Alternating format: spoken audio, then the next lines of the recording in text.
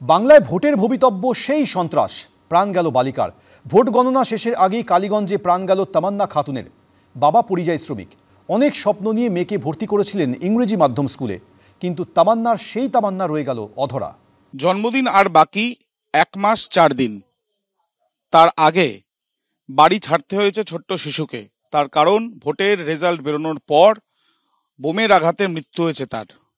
ছড়িয়ে ছিটিয়ে রয়েছে তার বই, এবং একটি জায়গায় সে লিখেছে প্রেমেন্দ্র মিত্রের মালগাড়ি কবিতায় 2টি লাইন, জন্মদিনে মিষ্টি একটা পড়ি, ভুলে যদি আসে আমার বাড়ি। পড়ি তার বাড়িতে আসেননি, কিন্তু যারা এসছিল তাদের হাতে ছিল বোমা, এবং সেই বোমা ছোড়াতে তার মৃত্যু হয়েছে। ইতিমধ্যে ময়নাতদন্তের প্রাথমিক রিপোর্টে যেটা পুলিশ জানতে পারছে যে তার হ্যামারেজ শক হয়েছে এবং বিস্ফোরণের কারণেই তার মৃত্যু। তার যে আঘাত যেখানে রয়েছে সেখান থেকে কিছু স্টোন চিপ, সেগুলোর টুকরো পাওয়া গিয়েছে।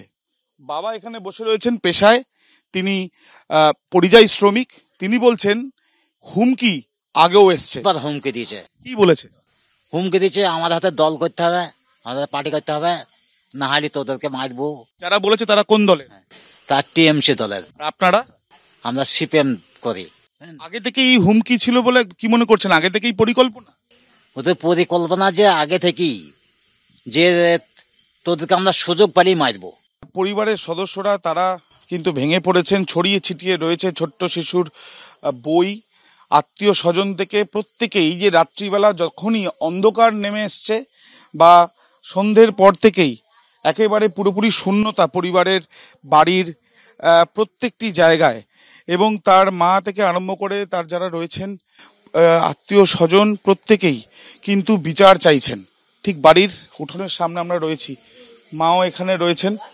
সুবীর রায় আমার ক্যামেরা পার্সন দেখাচ্ছে সেই ছবি, এবং এখানে কিছুক্ষণ আগেই মেয়ের শেষকৃত্য হয়েছে, এবং তারপর মা। আজ আমার মায়ের এতটুকু মুখে এইরকম এতটা হা হয়ে আছে, আমার সোনার জানো মুখটা কেটেছে, ওদের ফাঁসি চাই আমি। পুলিশ সুপারের যে বক্তব্য, সে পরিপ্রেক্ষিতে আপনারা চিঠিও করেছেন। কেন সে তার কথা যে এই অন্যায় কথা হয়েছে, ওই জন্য চিঠি করে এসেছে। সে অন্যায় কথা বলেছে, সে বলেছে অ্যাক্সিডেন্ট হয়েছে। অ্যাক্সিডেন্ট কি করে হইলো? আমার মেয়ের অ্যাক্সিডেন্ট হয়ে বুকে লেগে যাবে। আমি ওদের ফাঁসি চাই, আমি বিচার চাই। লড়াই চালিয়ে যাবেন, তার কারণ এখন আর হারানোর কিছু নেই। জীবনের সব থেকে বড় সম্পদ হারিয়েছেন। অন্য আর কেউ যাতে এইভাবে তাদের পরিবারের সদস্যকে না হারান, সেটাই চাইছেন কন্যাহারা মা।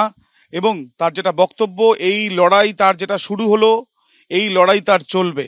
কিন্তু বিষয় হচ্ছে চারিদিকে ছড়িয়ে ছিটিয়ে রয়েছে পড়াশোনার বই থেকে খাতা, যেখানে একাধিক যে লেখা তার ছোট্ট কন্যার, সেই লেখাগুলোই এখন শুধুমাত্র সম্বল।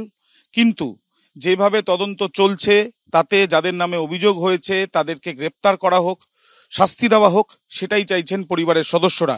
পুলিশ সূত্রে জানা যাচ্ছে ইতিমধ্যে স্পেশাল পিপি তাকেও অ্যাপয়েন্ট করা হয়েছে, যাতে দ্রুততার সাথে এই ঘটনায় যে বা যারা জড়িত তাদের খোঁজ করা যায়। কিন্তু পরিবার পরিষ্কারভাবে জানাচ্ছে যে এই ঘটনার আগেও একাধিকবার হুমকির সম্মুখীন হতে হয়েছিল পরিবারের সদস্যদের। কারা দিল এই হুমকি?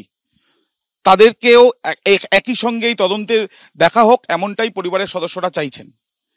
ক্যামেরা সুবীর রায়ের সাথে আবির দত্ত, এবিপি আনন্দ, কালীগঞ্জ।